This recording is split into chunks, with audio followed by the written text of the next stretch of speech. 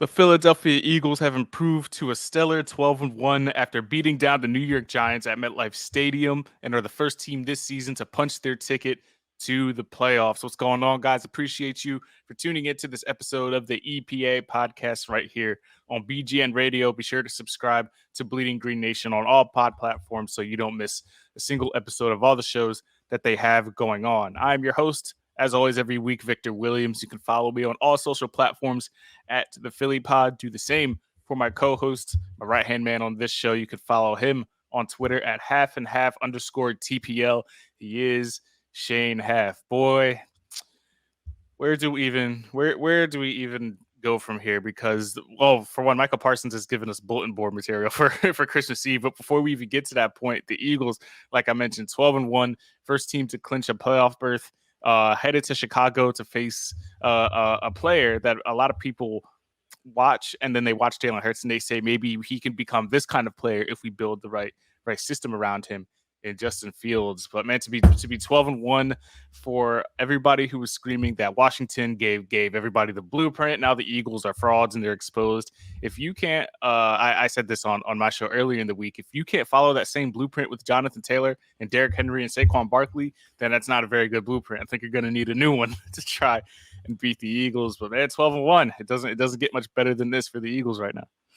I'm just glad they clinched a playoff spot. You know, that was touch and go for a while. I wasn't sure if they were going to make it.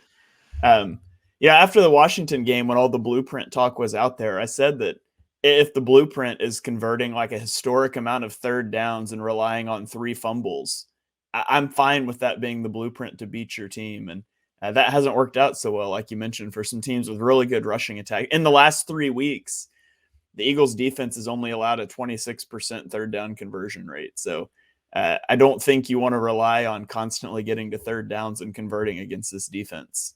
Yeah, it's not gonna work out too well, especially with the new additions that has been brought in. They're slowly working Jordan Davis back into the defense. I'm sure he'll be more of a factor come the playoffs. But yeah, the Eagles are doing it all on both fronts. It's hard to watch this team and not think to yourself who is really going to step up to them and give them a hard time in the playoffs. I have my thoughts on who might be the toughest matchup. We can talk about those a little later. But who else are we going to talk about to lead off the show other than the man of the hour, the lead MVP candidate officially himself, Mr. Jalen Hurts, who not only added 77 more rushing yards, but had another stellar day as a passer as well. 21 for 31 for 217 yards, 2 touchdowns, and another day without an interception. This brings him to 32 total touchdowns on the year to just 3 interceptions. Shane, you and I scream from the mountaintops from Twitter and on this show all day that we need to speak about his ball security. And I don't know if people are so stuck on passing yards and passing touchdowns. I think turnover ratio and passer rating are more of an indication of how good you are as a passer in the NFL. But, you know, people are going to look at Mahomes' numbers and say, well, he's doing more with less. I don't understand the more with less discussion because he has one of the greatest tight ends to ever play. So that kind of renders that conversation useless for me. But as I ask you every single week, and not that your answer is going to vary all that much, but what words do you even have left to describe what Jalen Hurts has been doing in 2022? Yeah, I mean, are there words left? I don't think so. Every time you see a perceived weakness in the game, it's eliminated. I mean, we talk about the blitz and how that was problematic for them prior to the bye. And they play a Giants team that just blitzes the highest rate in the league. Wink Martindale loves to blitz, and Hurts went 10 of 16 for 115 yards and a touchdown with a 105 passer rating against the blitz from the Giants on Sunday. Like, I don't know how you stop this team. You think about the other top offenses, the Chiefs, the Bills, the Bengals, and I'm not saying stopping them is easy, but I could give you a blueprint. Like, if you wanted to stop them, you know, you want to stop the Chiefs, you probably bracket Travis Kelce. You do some of their drop 8 stuff. You know, there's things you can do. It's not easy to pull off because it's still Patrick Mahomes. But with the Eagles, I legitimately don't know how you construct a blueprint to beat this team, because you can't have 2 safeties over the top to take away the vertical balls to Devonta Smith and A.J. Brown while also being +2 in the box to account for Hurts in the running game. Like, it's just not possible unless you put 13 guys on the field, which thankfully is still against the rules. So some teams try it. Some teams try it. You could try. I do not know how you stop this offense. They just have to stop themselves. And like you said, Hurts doesn't do that. He has 3 interceptions this year, only one of which was his fault. 2 of them went off of receivers' hands. He's got like 2 lost fumbles on the year, I think. Just takes care of the football, very efficient. The book last year on Hurts was keep him in the pocket and make him beat you with his arm. And if you're going to tell him to do that this year, he will do it every single time. Hurts this season has 388 passing attempts, which means that he is throwing 1 interception for every 130 pass attempts. Every 130 times Jalen Hurts drops back and throws the ball is an interception. That is obscene, like ball security, and to do that at 24 years old, and I'm pretty sure that he is 4th now, I think, in turnover to interception ratio in history. I think Gardner Minshew is 2nd. So we got 2 of the quarterbacks who are some of the best at taking care of the football. I'm sure Gardner Minshew is going to mention that in free agency next offseason when he hopes to start somewhere. But yeah, it's getting nearly impossible to stop this team on offense, and now it becomes even more difficult because Dallas Goedert's 21-day window was just activated. Shane, we somehow survived the days without Dallas Goedert. Grant Calcaterra and Jack Stoll contributed the most they have since Goedert has went down. I think they each had 2 catches. So the Eagles got by without Dallas Goedert. Now that he's back in the mix, the rich get richer, essentially. So how do you expect this offense? I don't think it's going to change a whole lot, but how vital is this piece now that Dallas Goedert is returning to the lineup and is hopefully going to be healthy for this playoff push? Yeah, shout out to Grant Calcaterra and Jack Stoll. They both played good games on Sunday, had some good blocks, couple catches. By the way, an aside, shout out to Miles Sanders in pass protection. He had some really good pass protection reps on Sunday. But we talked about the difficulties this team would face if Dallas Goedert got injured, and then he did. And the Eagles' offense faltered for a couple weeks. But over the last 3 weeks, the offense has averaged 43 points per game and 468 yards per game without the second best tight end in the NFL. And so he's going to come back now. I mean, obviously, you probably have a more reduced role for Quez Watkins once he comes back. And that's just the nature of the thing. There's only so many balls to go around, but I would rather be throwing the ball as good as, as much as I like Quez Watkins, I'd rather be throwing it to Dallas Goedert. I mean, we've talked about it. He makes the run game better. He makes the RPO game better. He makes every aspect of the game better. So this offense should only get better as Goedert is eased back into the rotation. Yeah, that's what we're all hoping for. Quez had 4 catches on Sunday, I believe, but it was good to see him see his usage increase and see him take advantage of it. I know he's probably going to have to revert back to a rotational role for the most part when Dallas Goedert returns. But it's good to know that we have a player who can step up if something happens to one of our guys. And speaking of one of our guys, we have 2 of them that have just continuously show that they can each be wide receiver 1s whenever the situation calls for it. Devontae Smith as well as A.J. Brown. 1 week after they each became the first receiver to each have 100 yards in the same game, they continue that trend in this one against the Giants. 4 catches, 70 yards, a touchdown for A.J. Brown. Devontae Smith, 5 catches, 64 yards, and 1 touchdown. Before we get into the greatness that those 2 have been this season, Shane, I want your thoughts on schematically or maybe instinctually what Julian Love thought or was trying to do on that touchdown to Devonta Smith, because I think this is a result of like the rule changes in the NFL. Because if this was maybe like 10 to 15 years ago, I think Devonta just gets crushed on that. He just gets laid out, and Julian Love is just standing over him, and it unfortunately might be an injury. But Julian Love is trying to avoid that head-to-head contact. But why don't you at least try to like bat the ball down, like try to disrupt the pass? He like completely misread that throw. And luckily for us, Devontae plays so fearless that he's not afraid of the hit or whatever is coming. So he caught that and was able to run into the end zone. What do you think Julian Love was trying to do? Was he trying to like Rodney McLeod that thing, like lay the boy out like he did on the Rams? What was the thought process, do you think, from the Giant safety? Yeah, I don't know. I saw Devonta Smith's life flash before my eyes. It looked bad, when didn't that it? ball got and it was a good ball by Hurts. He put it in the right spot. He probably should have looked. It's single high safety. You probably got to look that off a little more. Don't let him get that break out there. But I don't know what he was. It's 4th and 7. I felt like he was trying to line that up for the interception and misplayed it. And then at the last second, maybe he was like, oh, it's actually 4th down. I don't need to intercept it. I just need to knock it down or hit the receiver. I don't know. It felt like there was some indecision there from what to do. But Julian Love definitely should have been able to break that up. He had the jump on the ball. He gets to the location, and it reminded me of this. Was it the Saints and the Vikings playoff game a few years ago? Oh yeah, where the miracle. guy just totally whiffed. Yeah, that's kind of what it reminded me of. But fortunate break for the Eagles there. That should have been a turnover probably, and they get a touchdown out of it instead. Yeah, and then the other mishap on the AJ Brown touchdown, was that a linebacker matched up on AJ Brown? Is that what the Giants tried to do? I saw some tweets about it. I haven't watched the play from the all 22 version, so I don't know who was exactly matched up on Brown. But if the Giants were the ones that decided to throw a linebacker on somebody of AJ Brown's caliber, then that's exactly what's going to happen. So the two guys continue to be one of the best wide receiver duos that not only in the NFL this year, but might be that we've seen in Philadelphia, period. A.J. Brown joins the 1,000 club. He clips 1,000 yards receiving this year, as we all know, for the first time since Macklin in 2014.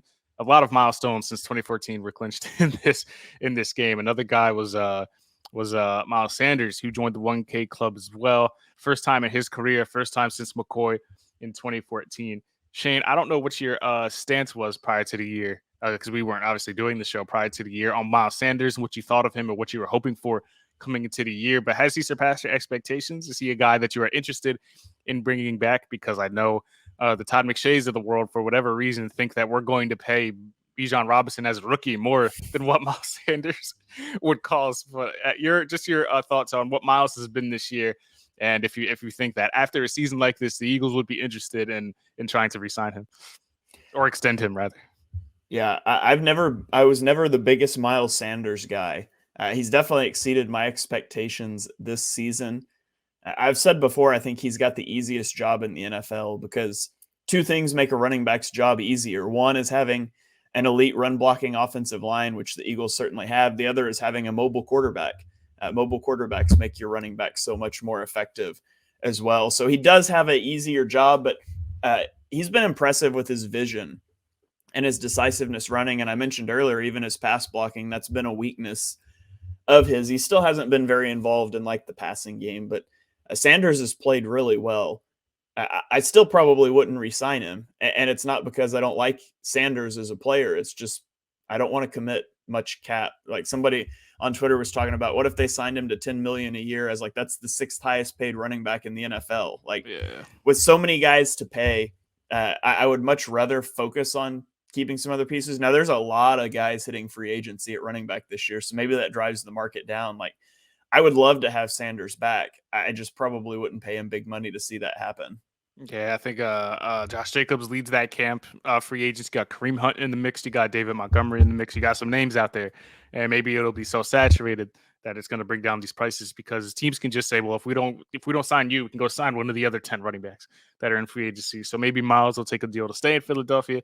I'm not sure what exactly his intentions will be in the offseason, but good on him. Career high, 144 yards on 17 carries, 2 touchdowns. He's been in another gear this year. He's coming hard, and most importantly, he's healthy, which was another thing people were giving him scrutiny for when he was dealing with so many injuries in the years prior. So hopefully he's healthy for the postseason, and we'll see what happens in the offseason. But good on Miles Sanders. To talk defensively for a second, Shane, the Eagles have a good shot at having 4 guys that might hit double-digit sacks this year because Hassan Reddick is already there at 10. You have Brandon Graham at 8.5. You have Javon Hargrave at 8, and you have Josh Sweat at 7.5. The Eagles have now overtaken Dallas for the NFL lead for sacks at 49 total. Do you remember how much they had last year? It was like 29, wasn't it? 29. Yeah, third to last. And now they're probably going to double that this year. And Hassan Reddick, who in the beginning of the year, people were like, well, he's not getting to the quarterback. What's going on? Hassan Reddick is coming to his own. Josh Sweat, another guy we were saying we wanted to see consistency from. Brandon Graham, who was 34, on track for perhaps comeback player of the year consideration. And Javon Hargrave, another guy who's going to hit free agency. For guys that give Jonathan Gannon a lot of flack, these last few weeks have been tough to swallow for them. What are your thoughts on this defensive front for Philadelphia, and how have they been so masterful at getting to the quarterback, not only against the Giants, but in this season? Yeah, they also passed Dallas for the top of the leaderboard for ESPN's pass rush win rate metric as well. So they're number 1 in that. And do we value any metrics from ESPN, or I like that one. I like their pass rush and run win rates. I forgot how they term that one. I like their trench play stuff there, but not their so chances number to make one the Super Bowl, not those percentages. No. Yeah, I'm not sure where they're coming up with that, but the Eagles pressured Daniel Jones on 55% of his dropbacks. Now, obviously, Tyrod Taylor gets in on the action at the end, but those two guys combined took 7 sacks. They had 33 pressures. Brandon Graham with the 3 sacks, like he got his first one, and I tweeted out that he has 6.5 sacks now, and I just want to see him hit double digits in his career because he's never done it. And then he got 2 more, so he's only a sack and a half away from hitting double digits for the first time. Hassan Reddick had 9 pressures. With Reddick and Sweat off of the edge, if you get to a third and must-pass situation, opposing quarterbacks just pray that they survive. And it's just incredible to watch those two guys off the edge. Sweat is so good. He's so good at speed rushing and bending back in, getting back inside. Hassan Reddick's just pure speed off of the edge. He wins with his first step, or he doesn't win at all, but he wins with that first step so frequently. And Johnny Page mentioned on the post-game show, he's like, do you know what Javon Hargrave did in this game?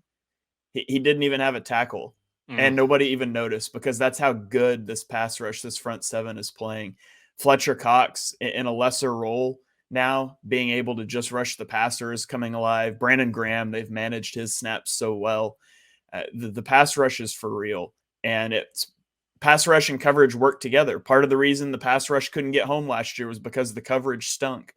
They're getting home this year, and it's partially because the coverage is good, but the coverage also looks so much better because quarterbacks just have no time to sit back there. So the defense is playing really well at this point in the season. Yeah, if you would have told me before the year that Brandon Graham will be on track for double-digit sacks at 34 years old, I wouldn't have believed it. The management for him has been stellar. He's looked explosive coming off that devastating injury last year. It'll be interesting to see what they do after the year. Brandon Graham even said after the game that he's taking it all in because he can't even believe that he's already suiting up for Chicago. It feels like the year had just started. But Brandon Graham, Walter Payton, Man of the Year nominee, I believe, for the Eagles. So always a great human being, a guy that's been here for the entire duration of his career, a guy that got a lot of flack early in his career, but then finally turned a new leaf. Obviously was a integral role in the Super Bowl, and now might get his first double-digit sack season of his career. So very happy for Brandon Graham on that front. I wanted to touch on some of the injuries and the roster moves that have been made since, because Arn Sipos, despite his heroic efforts, who was picked up that ball and tried to gun it for that first down, he suffered a lower leg injury. He's on IR.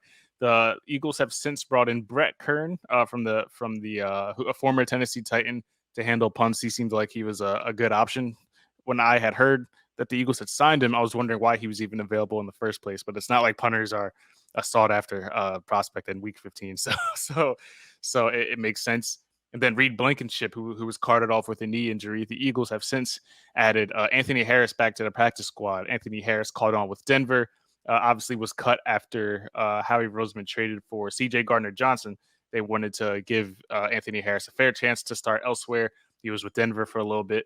They waived him last week, and the Eagles happily brought him back to the practice squad.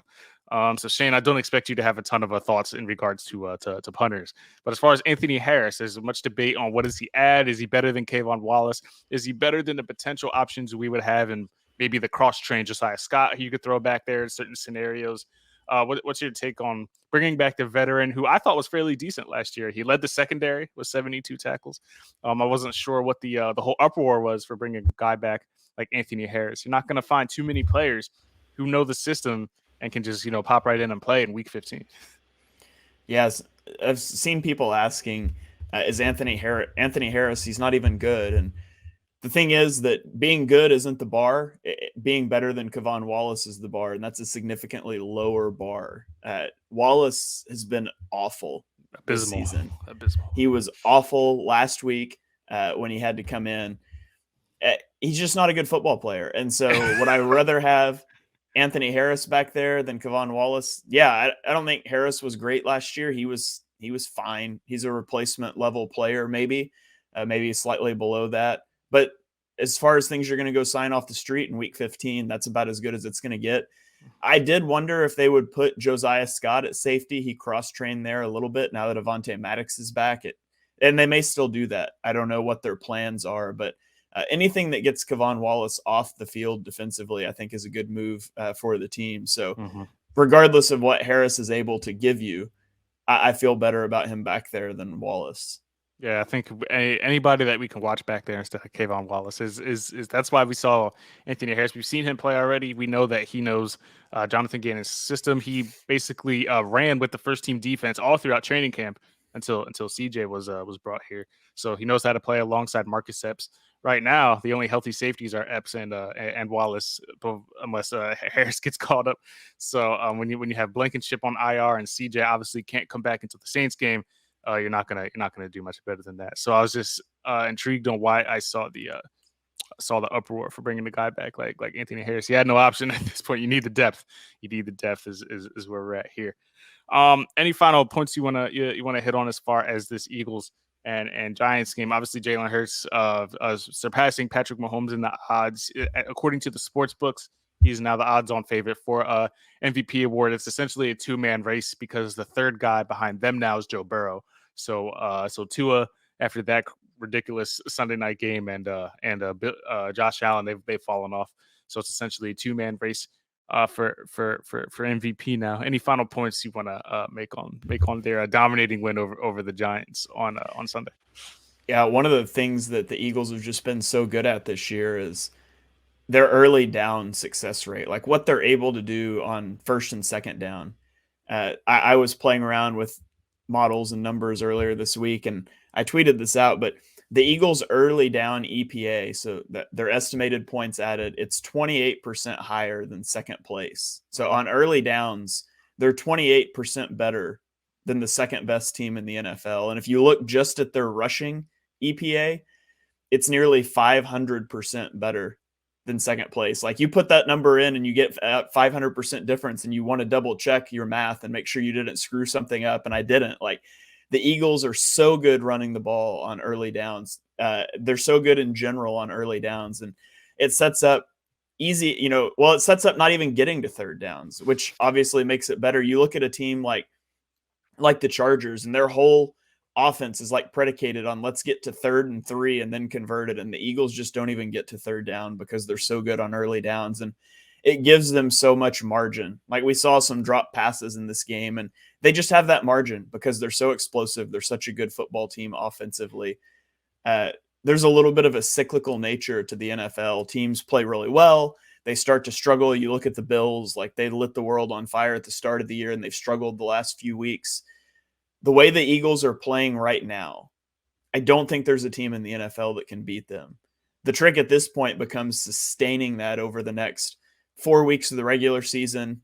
Really, not all 4 of those are important. Sustain it over the next 2 or 3 weeks of the regular season, get your rest, and then be able to hit the ground running in the playoffs. Because if they're able to keep this up, I really don't know who they lose to, but you got to be aware, you got to be afraid of that little bit of fall off. So hopefully they continue to innovate. They continue to keep pushing forward, but the offense has just been so phenomenal over the last month of the season. And to your point, even when they do get to third down and fourth down, in most cases, because Sirianni goes for it so often, the Eagles even convert those at a high rate. It's hard to understand what Jalen Hurts is going to do on third downs between his legs. You made the point earlier that you're not going to be able to, regardless of what the personnel and the scheme is, you're not going to contain Jalen Hurts and whatever it is he decides to do on third down, because now it's not just the rush they have to be worried about. Now he's proven he can beat you with his arm and deep at that. So it's going to be a tough nightmare for the defensive coordinators to try and figure out.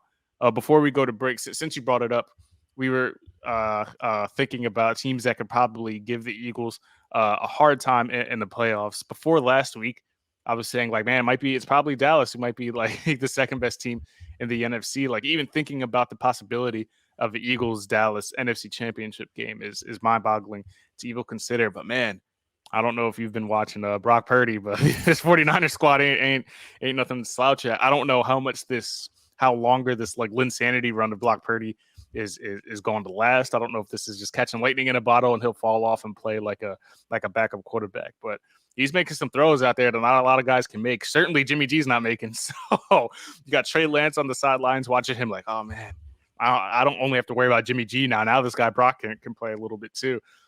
Who would you say in the NFC would pose as the biggest threat to the Eagles as far as getting to the Super Bowl? Yeah, Brock Purdy in the second quarter of their game against the Buccaneers, he completed more deep touchdown passes outside the numbers than Jimmy G has in the last 3 years combined. Like ever, yeah. That's just crazy. Of course, the 49ers lose Deebo Samuel to the high ankle sprain, Yeah, so that can tend to linger, and so that factors in. But the Cowboys are a very good football team. At the end of the day, I just think the Eagles match up pretty well with the Cowboys. I think they're a pretty good matchup. Honestly, the 49ers are a more scary team to me in the NFC. And yeah, they've got Brock Purdy, but it's been 2 weeks here of him playing well. Obviously, there's usually, you get a backup come in and he plays really well for a game or two, and then it falls off as teams get tape, and maybe that happens. But if anybody can put together a run with Mr. Irrelevant at quarterback, you take a look at the offensive weapons that they have, and they have Shanahan, and then the defense that they have with DeMeco Ryans, like that scares me a little more than the Cowboys. You saw what the 49ers did to the Dolphins, who had the high flying offense. Nobody thought you were going to stop them, and they sort of put out a blueprint that the Chargers followed and stopped them now. So I'm more scared of the 49ers than I am the Cowboys when it comes to the playoffs. Not that I'm scared of either, but DeMeco Ryans is incredible at his job. If anybody's going to be able to make the Eagles the Eagles offense stumble, I think it could be them. And then, you get Shanahan against Gannon, and Shanahan's a very good designer, and he's worked with just general competency at quarterback his whole career. And if Brock Purdy continues to be competent and they can stay healthy, I think they're still a pretty scary team come playoff time. Yeah, that's what's special about the 49ers, because you can seemingly plug in like a quarterback just in that system, and Shanahan is so good offensively that it kind of doesn't matter. It almost makes me wonder what that offense would look like with a quarterback that's above average. This is why I latched myself onto the idea that maybe Lamar Jackson. Could you imagine Lamar and Christian McCaffrey and Deebo Samuel, like a healthy Deebo Samuel in conjunction with Kittle, and Kittle, who's like obviously not the same player he was, and Juszczyk. And Shanahan would be cracked out. That man wouldn't know what to do. Brandon Ayuk, who's very good. I loved him in the draft, by the way. So every time I watch him, I'm like, man, I knew his route running ability was special. I watched a lot of it in college. He was a contender for one of the receivers I wanted the Eagles could take. Another potential Lamar fit. I don't know how we got on the topic of Lamar Jackson, but the Jets. Yeah. The Jets, man, they literally are a quarterback away from being a good team, because it's the Mike White show. He's banged up. Zach Wilson obviously seems like that experiment's going to be over. So fun stuff there. But yeah, the 49ers I think pose the biggest threat. Deebo, to your point, goes down though. All the stars align. The minute we think a contender might emerge, something happens and the stars continue to align for the Eagles. Everybody's coming back healthy. Jalen Hurts is playing as good as football as I've ever watched. Have you ever seen a more inspiring transformation at the quarterback position? I tried to think myself, so what kind of leap? Because before the year, everybody was screaming, a Josh Allen leap, and we need to. I think this is bigger than the Josh Allen leap. I can't remember a bigger transformation at quarterback in one offseason ever in my life of watching football. Granted, I'm only 29, so it's not like I've watched the greats back in the day. But man, I don't know the last time I've seen such a resurgence from a guy who at times looked lost last season, especially in that wild card game. Yeah, no, I can't. None come to mind. It's pretty unprecedented what he's been able to do, since February or January of last year. It's surreal. Sometimes I go back and watch that tape and I'm like, man, it doesn't even look like the same guy anymore. It's crazy. We're going to go to a quick break, guys. When we come back, we're going to go ahead and preview the upcoming Sunday matchup with the Eagles and the Chicago Bears with Justin Fields at the helm. Healthy Justin Fields at the helm. It might be a QB rushing marathon. We'll see how that goes. But stay tuned right here to the EPA Podcast on Bleeding Green Nation. And we are back here from break. We're going to break down the Eagles' upcoming matchup, traveling to Soldier Field. I think it's still called Soldier Field, to play the Chicago Bears on Sunday. Victor, the Bears are not a good football team. They're currently slated for a top 3 pick in the draft, but they have been an exciting football team over the last month. So are we. We're slated for a top pick in the draft. That is true. Very true. But they have been a more exciting football team over the last month of the season, as their coaching staff has figured out that if you actually design an offense for your mobile quarterback, you might be a better football player. So what do you make of the Bears? Here's something that I thought was interesting. So you go look up their stats and it's just not good. But if you limit it to just since the start of November, kind of when they started the shift in their offense, they rank 8th in total EPA offensively since the start of November. They're 11th in drop back EPA and 6th in rushing EPA. So although this has been a bad offense on the year as a whole, if you limit it to a little more narrow scope, once they've started to use Justin Fields more as a runner and design rollouts and things like that, this is actually not a half bad offense. What do you expect from the Bears offense when they face off against an Eagles defense that's been top of the league so far this season? Hey, man, Justin Fields has been one of the most exciting players to watch this year. He's had rushes of 50 yards or longer in 3 of his last 4 games. I don't know if you remember the Miami game where he was running all over the place. He had a 67-yarder against Detroit. This man is a human highlight reel when the Chicago Bears decided to use him right, because I guess they came to the conclusion that, all right, he's not a pocket passer, or at least not the level that we need him to be just yet. So let's just get him in space and see what he can do with the football. And he's been doing a lot of things. And in conjunction with that, he's been able to throw the football a lot more effectively now, because now the defense, similarly to Jalen Hurts, has to respect the run. And once you have to pay attention to 2 threats at once, doing basic things as a quarterback becomes a little bit easier. But Chicago as a whole is not that great on offense. To your point, I think Khalil Herbert is on IR. So they have I don't know the health status of Darnell Mooney. I think he got hurt at some point, so I'm not sure who Justin Fields is throwing to at this juncture. But hey, any Chicago team that has Justin Fields at quarterback that can get out in space, and as we've all seen, the Eagles could become susceptible to the run, although they didn't let Daniel Jones get free a whole lot. But a guy with the athleticism of Justin Fields, maybe the Eagles get a taste of what it's like on Sunday. But I think they'll be well equipped, considering they practice against Jalen Hurts every day. So yeah, Darnell Mooney is out for the year with an ankle injury. Yeah, I knew he got hurt. I didn't know what his status was. So. Yeah, and he's the only receiver for the Bears with over 20 receptions this season. Mm-hmm. So very thin at the receiver position for the Bears, of course.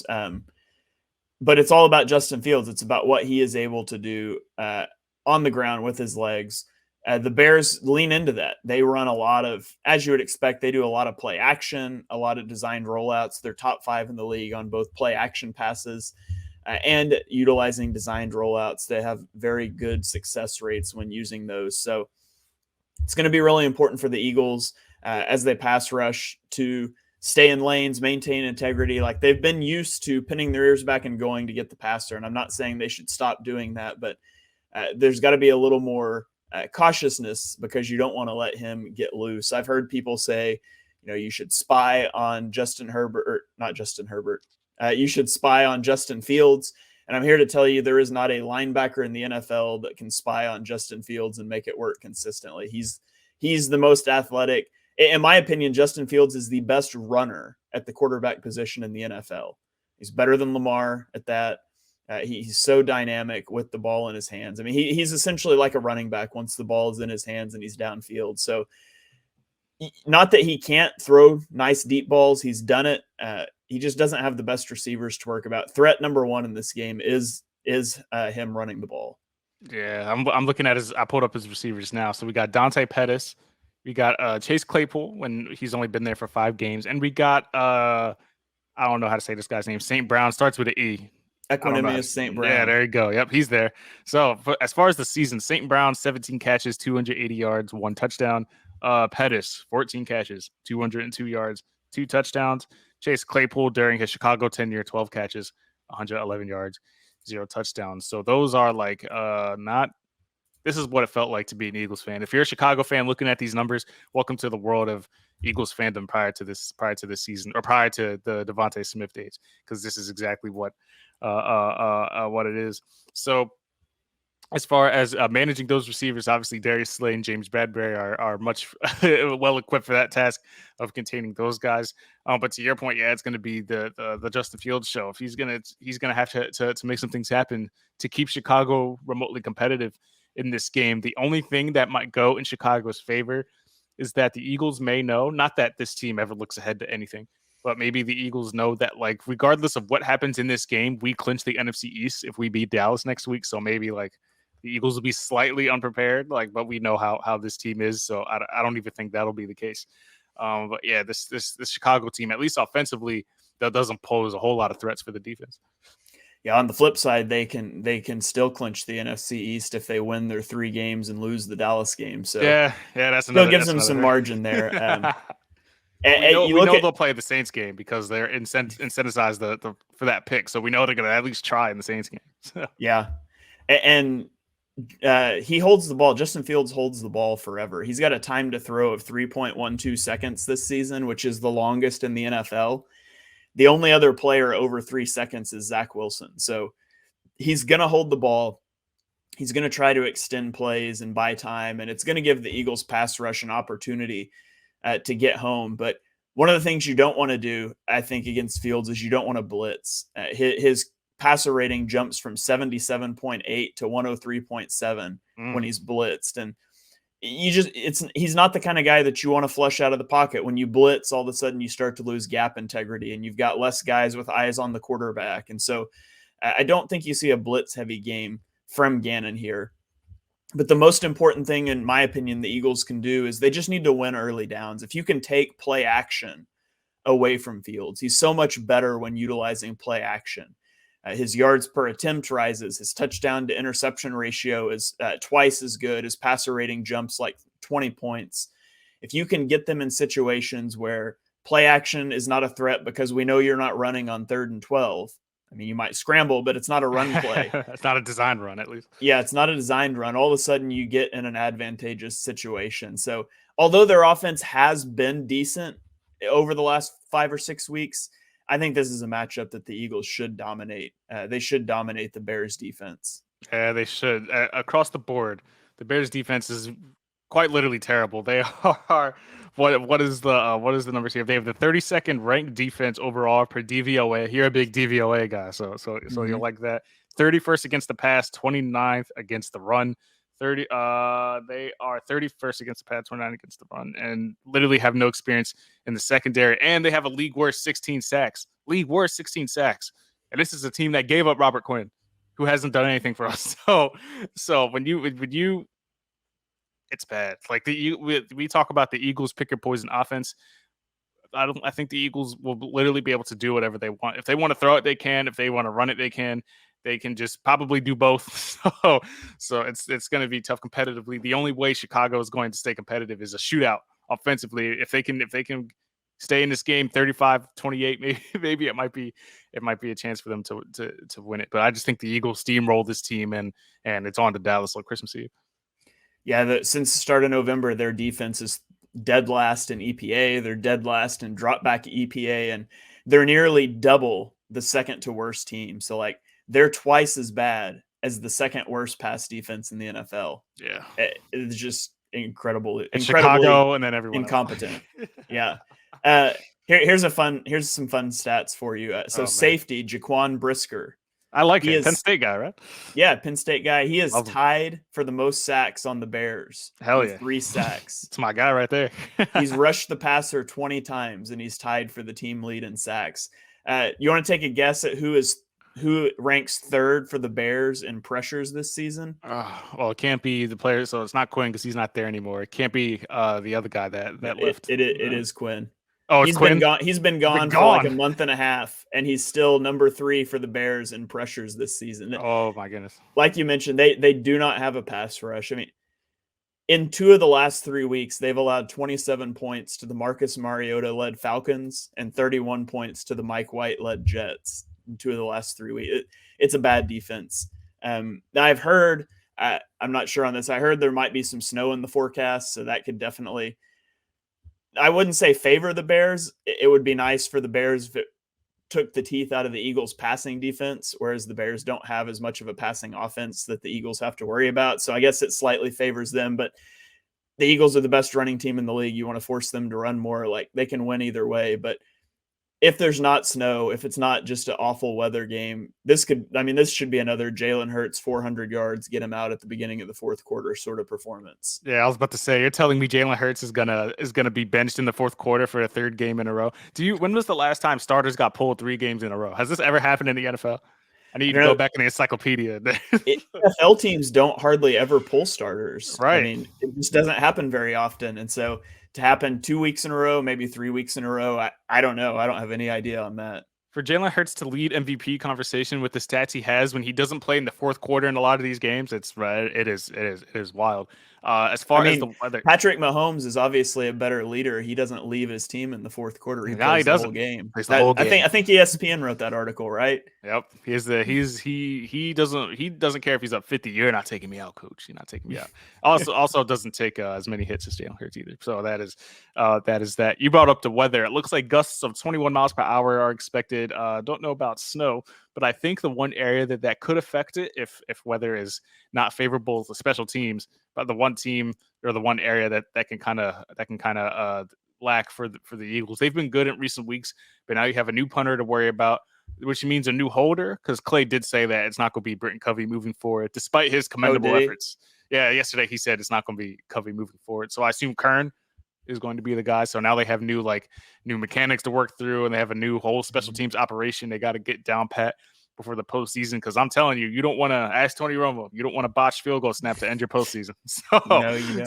So let's hope that's not going to be the one area that, despite all of this, and we lose a playoff game based on something wild like that, I would pitch myself off my balcony. Any special teams worries? Britton Covey's been a little better. Boston Scott had a nice little return, but it's the Giants, so to be expected for Boston Scott to get some juice. You know anything about this punter? I know he's been in the league for a while. He's been pretty good.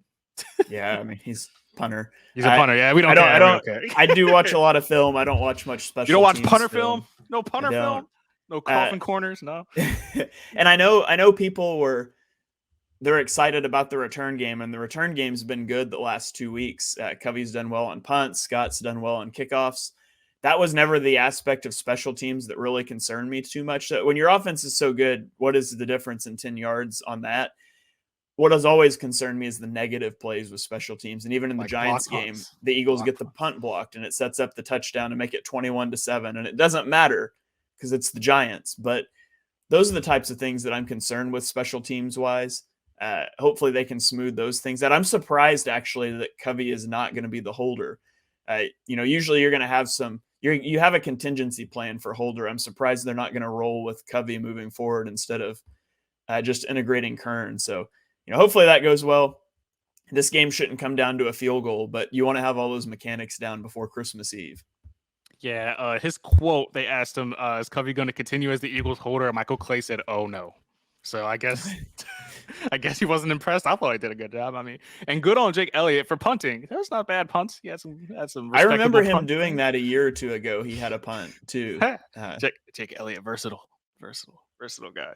Respect to Arn Sipos, though. I mean, not many players have the instincts to, especially at punters, that just kind of pick it up, run for it. And I thought part of me thought he got that first down. So he scooped that up one-handed. I'm just saying, man. That's impressive. Like they tell defensive players not to try to scoop the ball on a fumble, just dive on it. This punter just scooped it one-handed. Can you imagine if he would have stuck his foot in the ground, hit that inside juke, and picked up the first down? Oh man, would have been incredible. Michael Clay might be back next year if he was able to pull that off. One last topic before we get out of here, since we're talking about coordinators. I have this conversation repeatedly with my co-host on my other podcast, and I want your thought on it too, because I believe that both Shane Steichen and Jonathan Gannon are more than likely going to be leading their own football teams next season, regardless of the outcome of the season. God forbid they get bounced in the divisional round or whatever, because you have to look at the stats. Offensively, the Eagles lead the league in points per game. They're third in total yards per game. Defensively, the Eagles are top 3 across the board in almost every category. So in my opinion, I think it's going to be tough to have these guys back as your coordinators next year, when every coordinator's dream and goal is to obviously lead their own football team. One day. Steichen, in my opinion, has been in his bag all year. All the play designs, the schemes to get people open, I think has been top tier. Credited, he's been responsible for the whole turnaround since the 2-5 start. What have the Eagles been 18-2? What is it? I don't know the exact the exact stat since that 2-5 start. But man, since Steichen has taken over play calling, the Eagles have been virtually unstoppable dating back to a last season. So do you think we're going to have new coordinators next year when it's all said and done? Yeah, I think Steichen is definitely going to be gone. He's going to get credited with a lot of the evolution of the offense. Rightly or wrongly, I don't know. That's always hard to parse out. Like, he's not responsible for Hurts' leap. The offense he's designed is good. A lot of it comes from Stoutland with the run game stuff, but I think Steichen is 100% going to be gone at the end of the season. Gannon is a more difficult thing. He got smoke last year as a head coaching candidate, which tells me that he interviews really well because his defense last year was right? It was the Texans. Yeah, no. Yeah, his defense last year wasn't good, so that just tells me he interviews well, which is always a plus. But generally, teams are going to hire offensive head coaches, and when you think about hiring a defensive head coach, DeMeco Ryans is the top of that list. Right. DeMeco Ryans gets the job if he wants it. And so you're going to have at least a second team that wants a defensive coach. And then he's going to have to compete with like Evero, the Broncos defensive coordinator, is also a hot name out there. So it might be a little bit of a numbers game. I wouldn't be shocked if Gannon doesn't get a job, not because he hasn't done a good job, but just out of that numbers crunch. But I definitely think Steichen is gone, and it wouldn't surprise me if Gannon is as well. As far as next NFL coach to be fired, as far as the odds are concerned, Nathaniel Hackett with the Broncos, I'd be shocked if he's back next year. Stefanski with the Browns. I mean, that whole Brown organization has a lot to figure out. So maybe they start with the head coach, Cliff Kingsbury. Really? They don't like what Cliff is doing? I see him catch some slander, actually. Now there's no Kyler, though. So we'll have to see. Then Todd Bowles, Brandon Staley. Hey, there's a lot of, I don't know where you are on as far as like the Justin Herbert social media quarterback thing, but I feel like Brandon Staley limits this man. Is that not true? Well, Joe Lombardi limits him. Joe Lombardi is the offensive coordinator. But yeah, Joe Lombardi's offense is atrocious. And I think Brandon Staley is a fine coach, but if you have to fire Staley to get rid of Lombardi because they're buddies, then do it, because Lombardi's offensive to football. Yeah. I feel like Hackett's got to be the guy to go. Like, the Broncos are married to Russell Wilson. They can't get out of that. They have no choice. So, they have to be. Yeah. Yeah. And so you have Hackett, who the ownership group that's there now is not the ones who hired Hackett. They're not tied to him in that respect. I think you get rid of him and you try to get somebody in that can salvage that. I would go get Cincinnati's defensive coordinator, Big Lou. He's done so good against Patrick Mahomes and the Chiefs. And you're in their division, you want to win that division, I'd go get him. So that's another defensive mind as well that could be out there and named. So I think Hackett could go. Everybody in Tampa should be fired. It's just atrocious. Everybody in Tampa should be gone. Who was the other one you said? The odds were Nathaniel Hackett, Kevin Stefanski for the Browns, Todd Bowles with the Bucks, because that whole thing is just wild.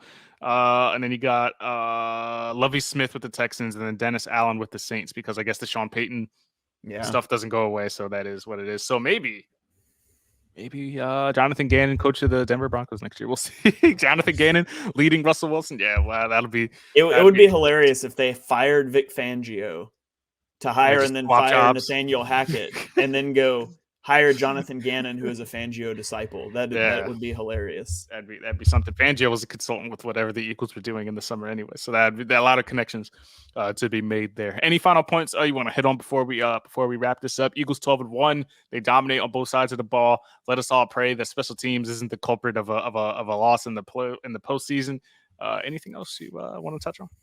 I think that's going to about wrap it up. This should be being the operative phrase here. This should be a pretty laid back game. The Eagles should go in and take care of business, get the starters out, and go get ready for Dallas on Christmas Eve. So that'll be the biggest game of the year. Like you said, the Eagles, if they win against Chicago, they go beat Dallas. They have clinched the 1 seed in the NFC. So it's crazy that they could clinch that with 2 games left, but it's a possibility.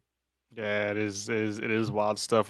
Look forward to watching how Justin Fields and Jalen Hurts face off on Sunday. And then, as we all know, the much anticipated Christmas Eve game against the Dallas Cowboys, where Michael Parsons apparently feels that though Jalen Hurts is not a deserving MVP candidate. But what else is he going to say in a situation like that. Appreciate you guys for listening to this week's episode of the EPA podcast. That's Eagles player analysis right here on BGN Radio. Be sure to follow me on all social media platforms at the Philly Pod. Be sure to keep track of everything that's going on with Philadelphia sports over at thelilibertyline.com. Be sure to follow my co-host, as always, Shane at Haff and Haff _TPL. Shane, well, I already just said where they can find you, but let the people know what you got going on, your YouTube channel, all that fun stuff.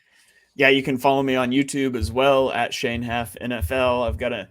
I'll have a video coming out today on the Eagles sacks against the Giants. I'm going to try to get something out on some of Jalen Hurts' passing plays, but the content will be a little slow for me the next 2 weeks with all the Christmas travels and stuff, but I'll be back to it after the Dallas game, breaking all that down for you guys. So be sure you're following me on YouTube and on Twitter, and of course, subscribe here to the EPA podcast on BGN Radio. Yes, sir. I'm sure to go to that YouTube channel. Last time I looked, you're doing decent views. That channel's popping off. You're getting like 1.5K, 2K views. Yeah, on and popping. The compliments coming across. He is one of the most approachable. I watch a few videos when I don't even know what's going on with certain plays as a guy that follows the Eagles as closely as I do. And it's approachable content. It doesn't confuse you. If you want to learn more about the game and basic concepts of what the Eagles have been able to accomplish this season, be sure to go ahead and subscribe to that channel. Like Shane said, subscribe to the BGN Radio. Keep track on all the shows they have going on here at Bleeding Green Nation. We'll catch you guys next week with another iteration of the EPA podcast. We'll catch you guys on the next one. Go Birds, baby. Go Birds.